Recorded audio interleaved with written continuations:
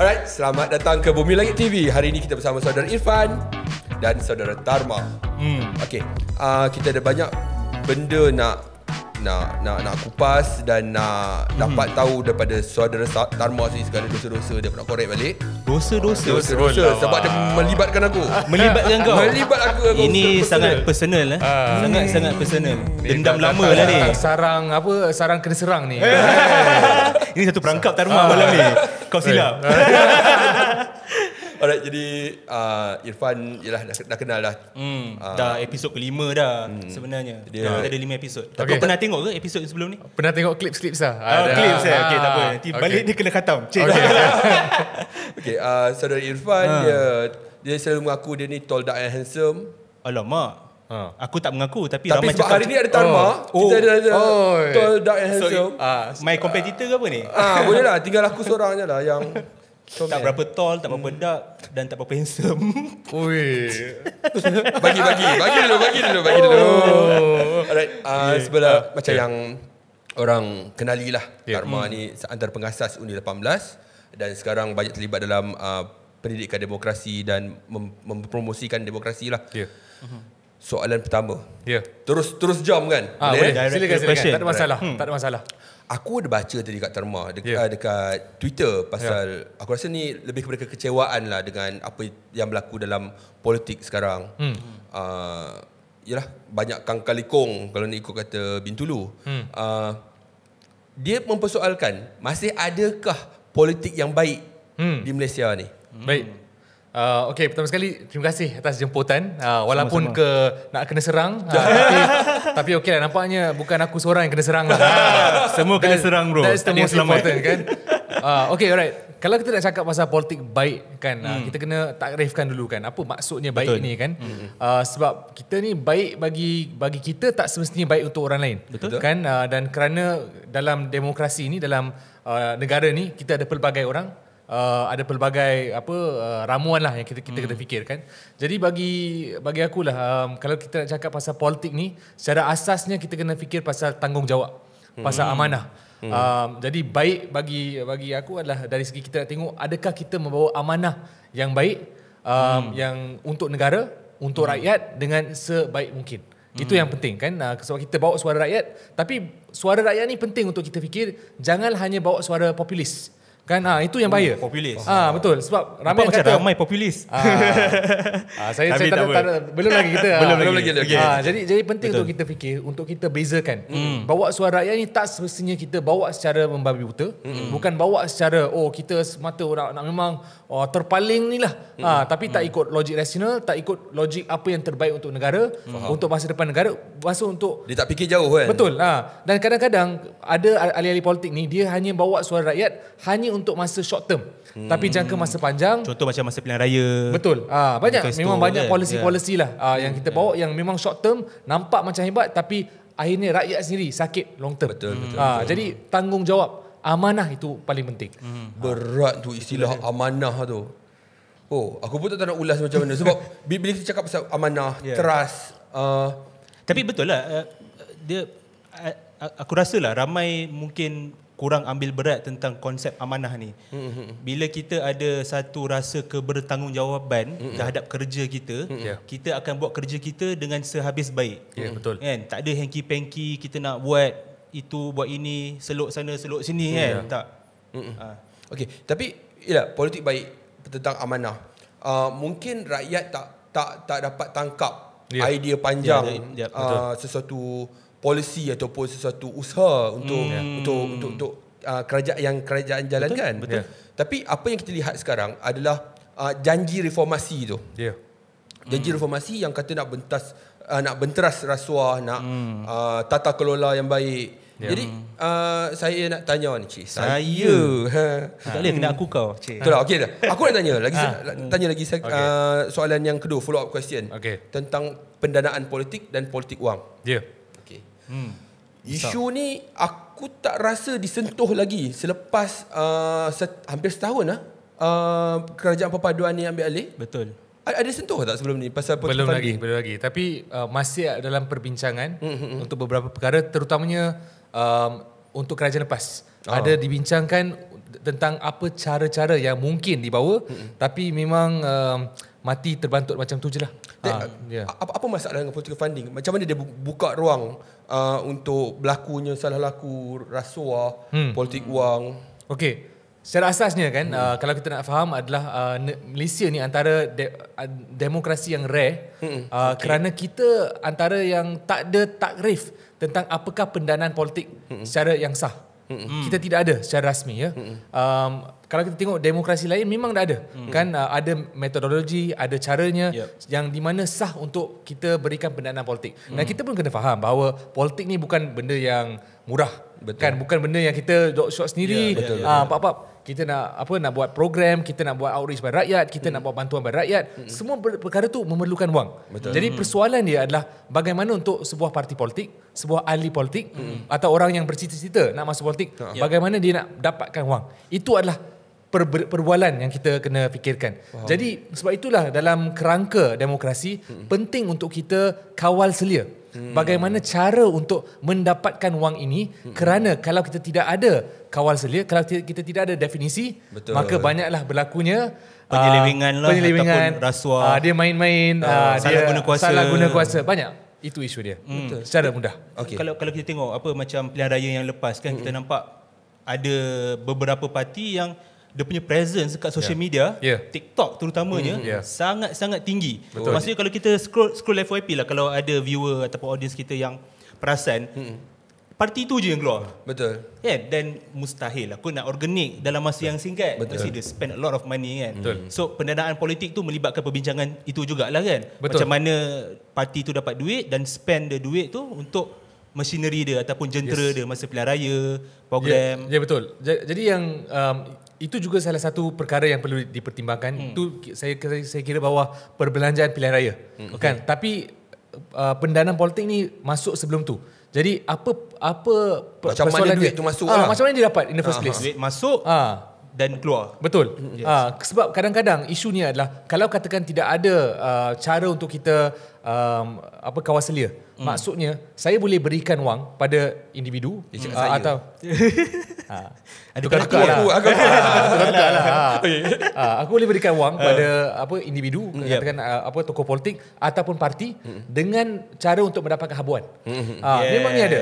Dan kita pun sedar bahawa memang ada mekanisme pelbagai cara lah kan untuk kita dapatkan kontak kerajaan. Kita dapatkan boleh beli tanah negeri untuk beberapa negeri kan. Contohnya saya dimaklumkan kalau katakan kita berikan derma politik pada parti politik sekian akan dapat penukaran tanah dari hak milik kerajaan negeri kepada nama kita. Memang ada. Memang wujud. Dia macam pepatah orang dulu-dulu lah kata, there's no such thing as free lunch. Betul lah. Orang dulu bukan. Betul. Betul lah. Bila kita bagi duit, there must be something in return yang kita nak. Yes, betul lah. Betul. Macam aku belanja kau goreng pisang tadi kan. Mesti ada benda yang aku nak daripada kau kan. Menakutkan.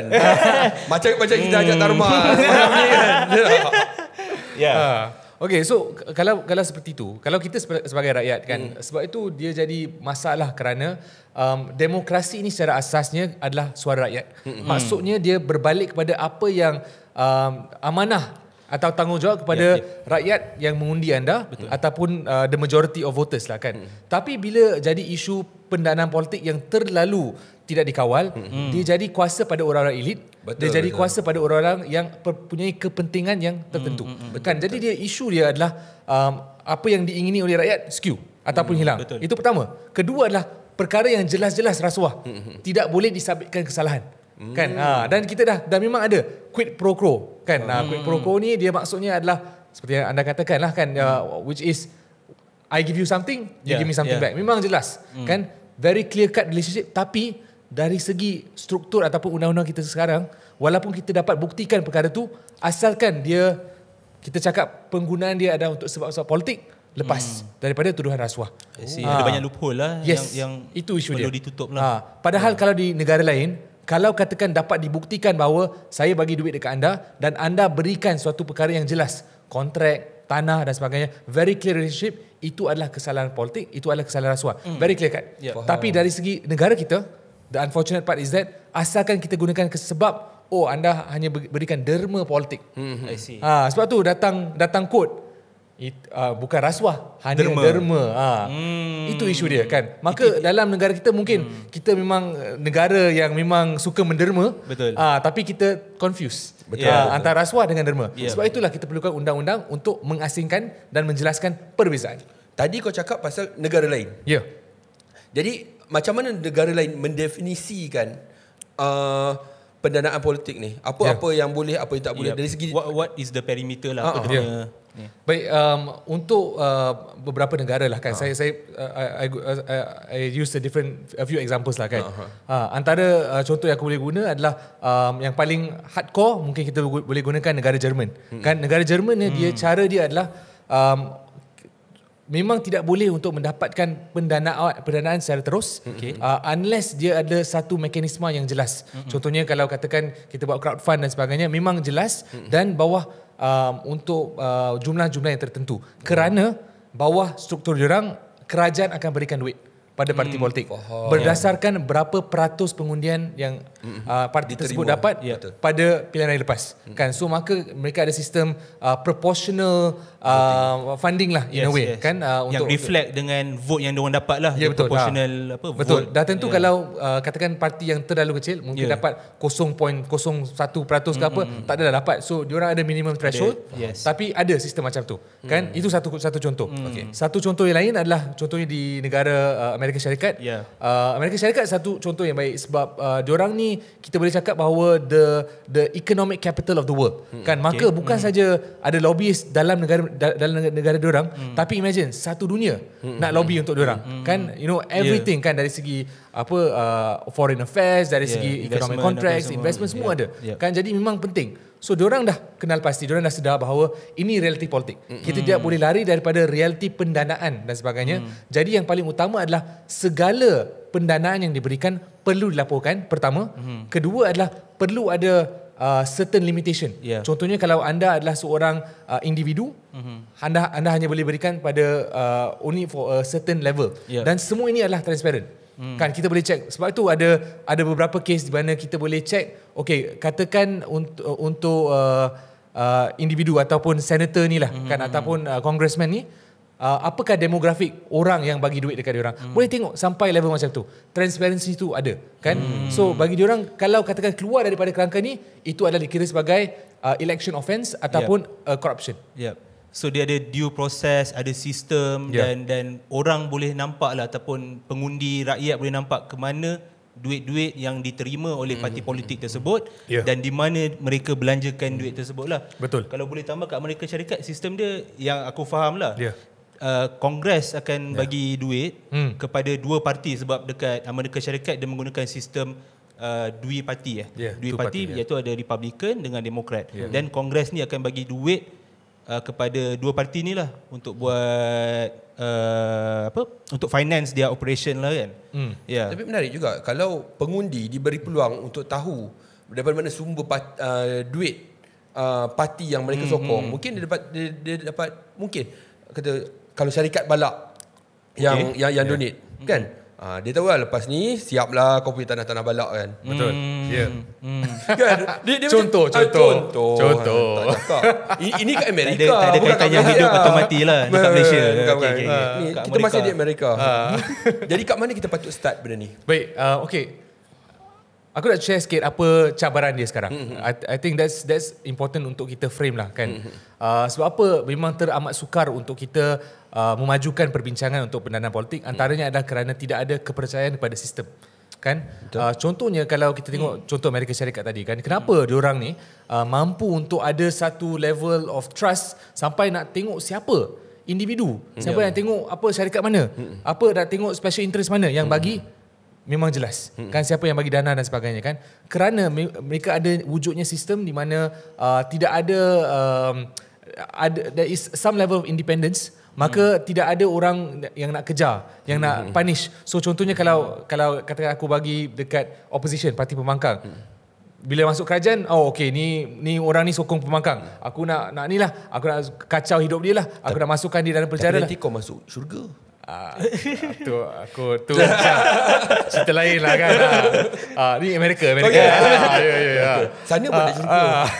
So untuk kita punya konteks, itu antara isu dia. Sebab memang ada deficit of trust di mana parti-parti politik dan juga ahli-ahli politik tak percaya kalau katakan dah tukar, dah jadi pembangkang, dah tak jadi kerajaan, what happens if orang korek balik kan, untuk tengok siapa yang bagi duit ni, lepas tu dia cari balik korporat ni, dia cari balik usahawan ni Untuk balas dendam. untuk balas dendam. Sebab kenapa sokong parti lawan, kenapa tak sokong aku ni, lepas tu so dia ada politik dendam dekat situ. Betul. Kan. Jadi bagi aku dia perlu, untuk itu isu dia, kita ada legacy issues.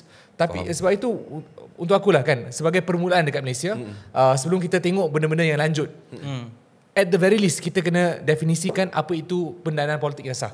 Bagi aku secara jelas, can we at least say bahawa kalau katakan nak bagi pendanaan politik, perlu diberikan pada parti politik dan perlu ada laporan yang jelas penggunaan. Dan adakah perlu ada satu institusi yang govern ataupun menguruskan pendanaan tu lah kan? Ke macam mana? Sepatutnya like macam Suruhanjaya ke ataupun badan berkanun. Sepatutnya di bawah ROS, Registrar of Society. Sepatutnya kan, bawah sistem Malaysia. ROS kan kena ada buat audit kan. Betul. Ya, sebab aku ada baca itu yang existing.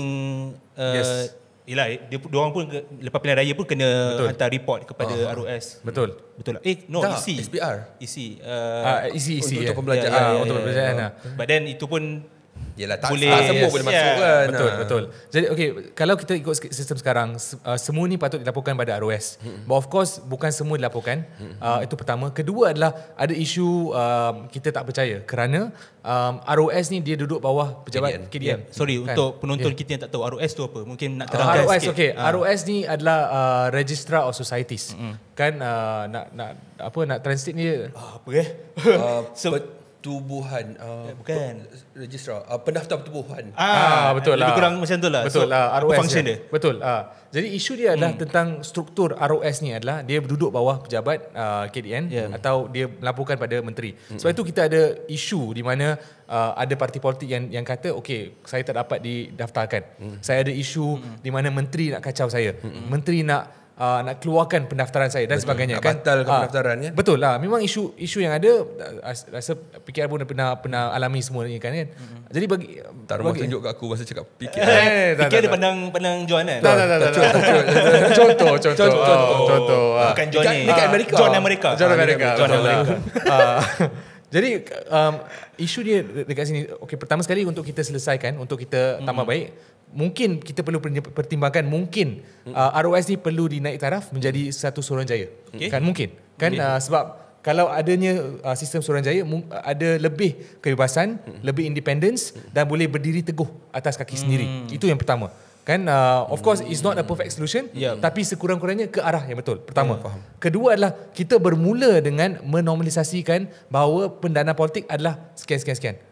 Satu takrif yang tepat supaya kita tidak ada lagi kes di mana orang politik dapat duit berjuta-juta, lepas tu dia cakap aku sebenarnya guna untuk politik ni. Lepas tu dia terlepas dari rasuah.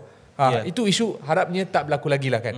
So paling kurang dia masuk dalam kantung parti politik. Dan terakhir adalah untuk kita tengok juga dan kita analisa, dan ini adalah kuasa ROS dan sebagainya, untuk tengok apakah perbelanjaan dia. Adakah dia berpatutan, adakah dia satu perkara yang masuk akal, dan ada tak salah laku. Kan maksudnya individu ni bagi duit sekian-sekian, dia dapat balik something else. Kan mungkin kita perlu ada check and balance dekat situ.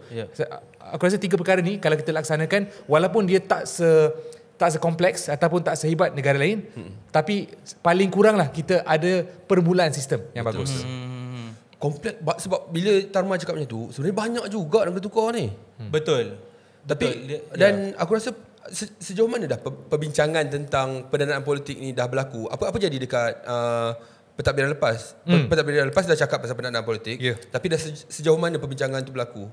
Ataupun perbincangan tu mula ada, boleh tak kita pinpoint ahli politik mana yang bercakap pasal benda ni dulu, ataupun is there any that we can? Sebenarnya ramai yang bercakap pasal isu ni dulu kan.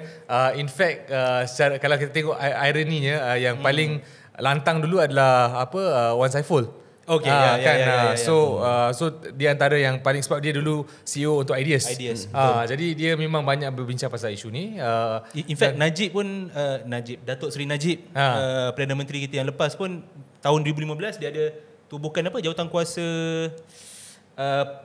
untuk kaji tentang pendanaan politik ni. Betul. Kalau aku boleh cari balik. Tapi pada masa tu antara yang menentang isu ni adalah pembangkang. Seperti berbalik pada isu dan trust kan. For me is I don't think you can necessarily blame them lah kan, to be honest kan, kerana kita punya sistem tidak sesuai untuk ada complete transparency kerana ada politik dendam dan ada pemusatan kuasa dekat eksekutif. Jadi untuk kita ada sistem memang benar-benar transparent, kita kena ubahlah. Tapi sebab itu kita kena mulakan as a basis lah. Tapi balik pada soalan, very simply, untuk kerajaan lepas memang ada perbincangan tentang perkara ni. Tapi as far as I know, dia bincang, ada beberapa meeting untuk jumpa dengan stakeholders sekian-sekian. Tapi memang mati macam tu je. Memang tak berlaku apa-apa perubahan secara besar lah. So dia masih talking stage lah. Ya, betul.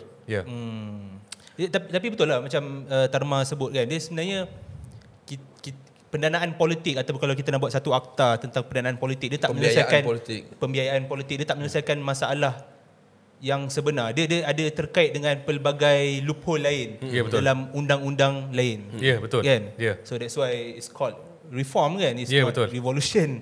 Jadi, yalah, tapi banyaklah komponen-komponen yang kena lihat. Betul. Jadi ini isu pembiayaan politik. Mungkin akan ada akta baru. Sebelum ni kita tengok Tarma terlibat dengan Undi 18. Oh, ini yang kau ini peluru berpandu yang kau simpan daripada tadi kan. Silakan. Tadi tu semua umpannya. Silakan. Okay. Ramai yang salahkan Undi 18. Dekat Amerika lah, bukan kat sini. Dia disalahkan Undi 18 sebab memberi peluang kepada anak-anak yang dilihat mentah tidak diberi pendidikan politik secukupnya, pendedahan politik sekurang-kurangnya yang secukupnya untuk diberi hak mengundi. Dan macam apa yang terjadi, akhirnya kita dapat tengok ada macam gelombang green wave yang berjaya mempengaruhi. Sebab ini menarik tau, disebut sendiri oleh pemimpin pembangkang yang mereka nak sasarkan kepada pengundi anak-anak muda yang belum betul-betul fasih pasal politik. Ini sasaran dia orang dah clarify dengan clear, dan kita nampak hasil dia hari ini. Ada berlaku polarisasi politik yang jelas. Dan lagi lepas PRU 14 kan, PRU 15 sorry. Dan ada yang salahkan Undi 18. Apa komen Tarma?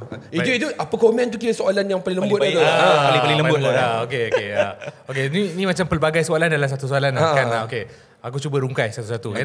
Pertama sekali kita nak cakap pasal green wave lah kan.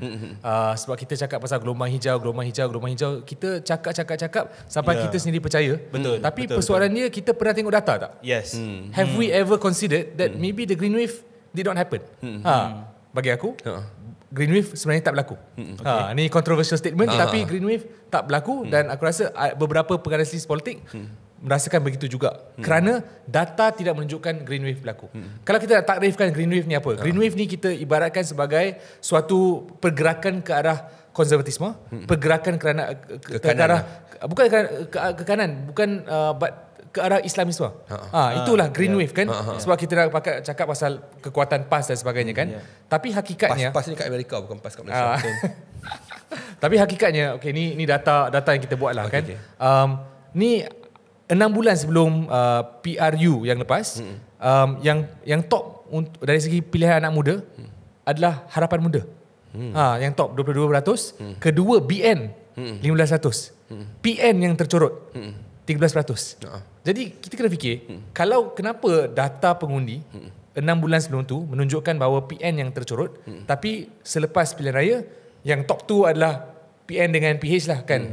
PN dapat dalam 37%, PH dalam 35%. Undi anak muda. Ni ikut penganalisis politik Bridget Welch, kiraan dia. Bagi aku mudah untuk yang paling utama adalah kita kena fikir apa perbezaan, apa yang berlaku dalam 6 bulan tu. Bagi aku adalah yang the key thing is that dua perkara. Satu adalah social media activation yang teramat bagus, teramat efektif oleh PN. Betul. Dan mengikut the trend apa yang berlaku dekat beberapa negara termasuk Philippines dengan Thailand, di mana TikTok menjadi punca kejayaan. Dan aku rasa ni yang very unfortunate lah kan, sebab kita selalu marah-marah dekat anak muda, tapi hakikatnya even PH pun naik sebab media sosial. Betul. We cannot Twitter deny that. that time. Twitter, Facebook, WhatsApp, alternative media, blogs. Kalau kita nak cakap kenapa diorang ni ikut media sosial, ni bukan macam era pemimpin lama kan. Dia macam kenapa tak ikut TV3 kan, macam TV3 suku. Zaman aku bro. Pernah dengar.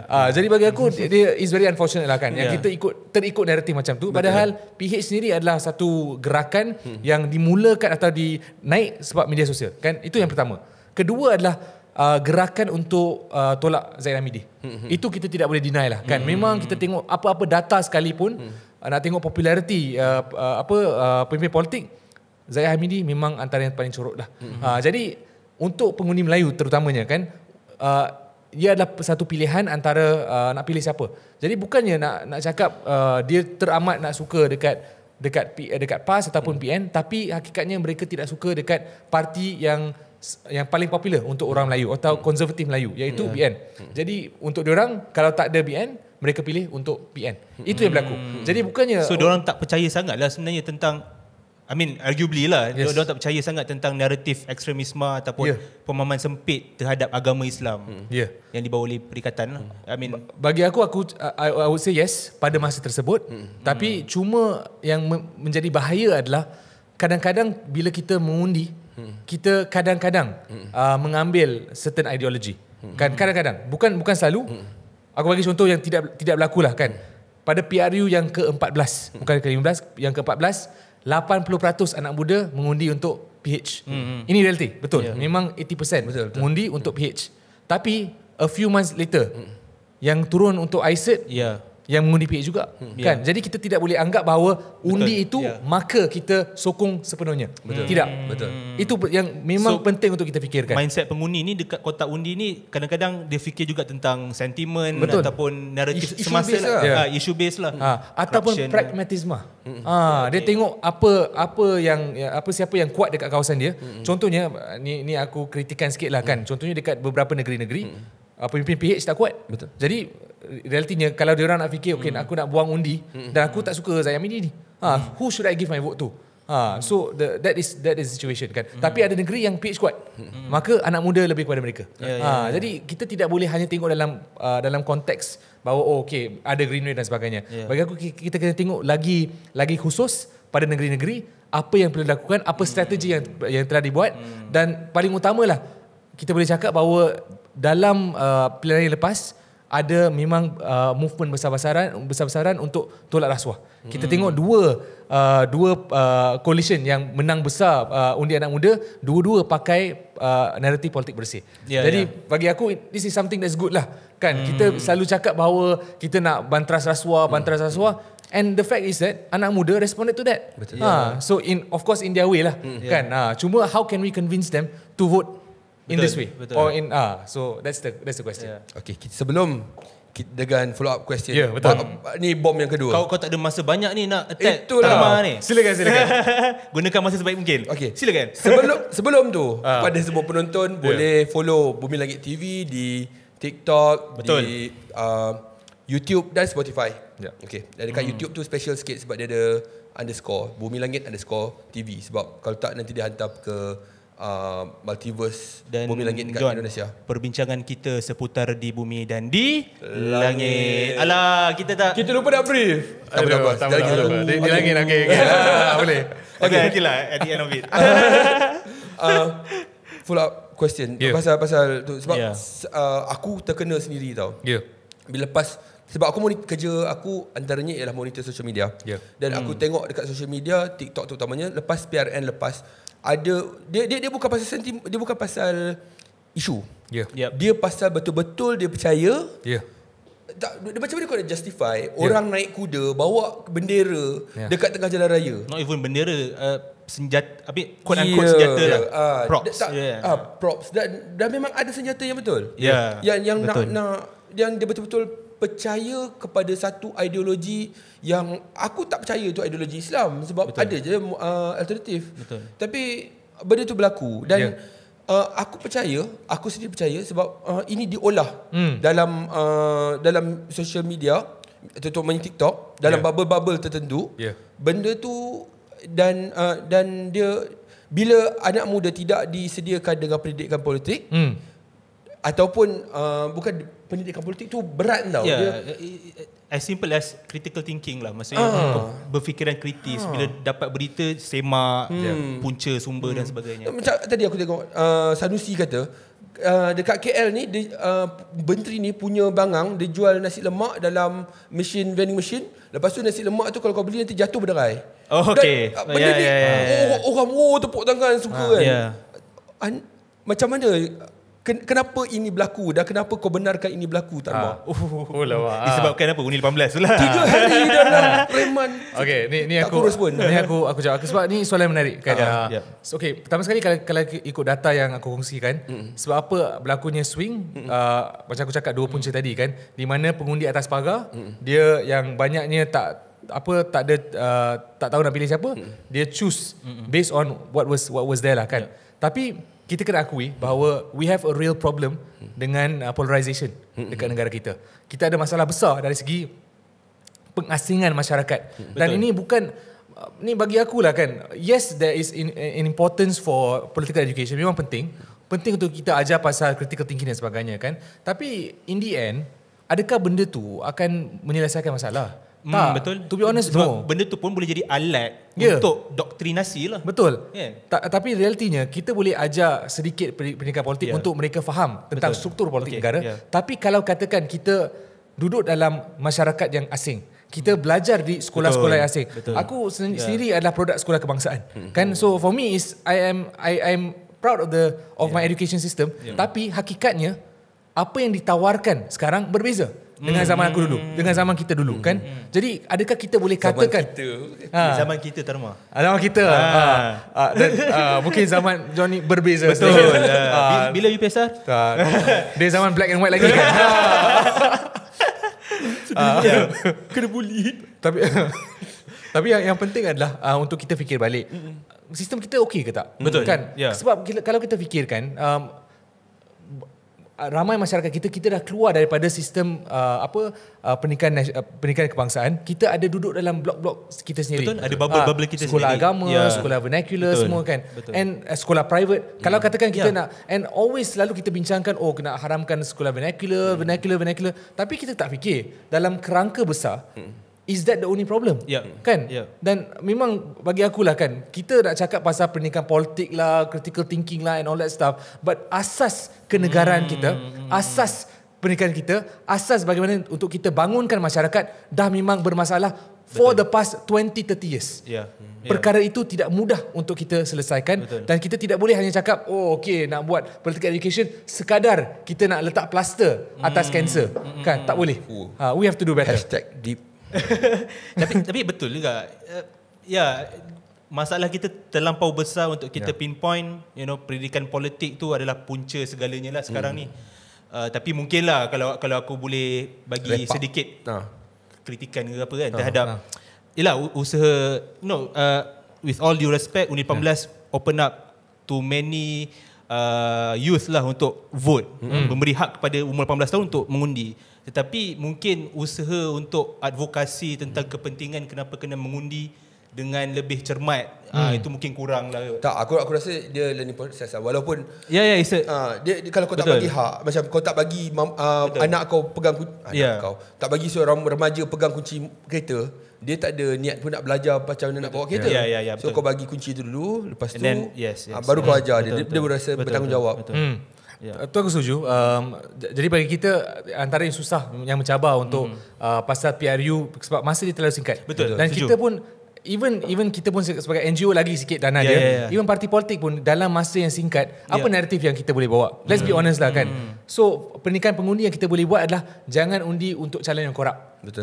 If you notice lah kan, itu naratif yang kita bawa kan. Even for us untuk under 18 kita bawa naratif macam tu. Tapi kalau kita memang serius nak buat perkara ni, the only one that can really solve the system is MOE. Kan? MOE, MOHE, mereka lah yang ada dana, ada kuasa untuk tentukan perkara ni. So akhirnya perubahan ataupun reformasi yang sebenar tu datang daripada kerajaan lah. Betul. Ataupun political will. Dalam bahasa Melayu apa? Entah. Keinginan politik. Keinginan politik lah kan. Boleh lah. Whatever lah kan, political will lah. Dan Whatever lah. whatever lah. Tak apa. So yalah, political will daripada kerajaan untuk ubah sesuatu ni, termasuk dengan topik yang kita bincangkan tadi tentang pendanaan politik. Betul. Kan? Dan bagi aku, dan aku rasa dekat table ni semua setuju untuk diadakan sebuah akta untuk kawal selia pembiayaan ataupun pendanaan politik untuk parti-parti politik kat Malaysia ni lah, supaya lebih telus kan, dan dapat minimalkan rasuah. Dan aku rasa itu kalau kita boleh buat, dapat menyelesaikan banyak masalah lah. Dan bila kau sebut tentang trust deficit kan, trust deficit rakyat terhadap institusi kerajaan, itu pun bermasalah. Jadi kalau kita boleh kembalikan kepercayaan pengundi bahawa kita boleh regulate sebenarnya pendanaan politik ni kepada parti-parti politik ni, kan, supaya lebih telus, supaya kerja yang diorang buat tu bukan ada motivasi lain, kan. Alright. Okay. Saya rasa satu perbincangan yang bagus hari ni. Cik, saya kan. Jadi saya do you have anything to say to our viewers? Ada apa-apa kata-kata terakhir? ada produk nak cerita product sekarang placement. jual kata bakar. Tak ada nak jual produk, cuma nak katakan bahawa ini adalah masa yang terbaik untuk kita push supaya reformasi negara berlaku. Kita janganlah fikir walaupun keadaan kita sekarang bahawa idealisme itu patut luntur. Idealisme itu patut mati. Setuju. Dan sebagaimana kita berlawan masa kita luar kerajaan, I think it's very important to continue with that spirit. Kerana ini bukan untuk masa kita saja. Ini untuk masa anak-anak kita, untuk masa cucu-cucu kita. Kalau John dia cucu. Dia cucu dah lah. fikir pasal anak bro. Dia dah fikir pasal anak. Okay, saya terima kasih input-input yang menarik. Dan aku Dan harapnya Tarma tak segan ataupun sudi untuk datang lagi lah untuk next episode ke. Boleh, tak ada kita masalah. boleh bincang lagi banyak. Untuk pengetahuan penonton juga, kami tak bayar Tarma untuk datang. Kita Melain bagi dengan ni coki-coki. Okay. Alright. Dengan nostalgia lah, bayar dengan nostalgia. Okay, nak minta maaf lah tadi macam provoke lebih sikit. Tapi macam aku saja okay je. seronok kan. Aku Gila okay lagi je. nak bully kau. Tak, aku okey je. Okay, jadi terima kasih banyak sebab menonton. Jangan lupa ini episod yang ke-5. 5 perbincangan kita seputar di bumi dan di Langit. Nice. Okay. Ciao guys.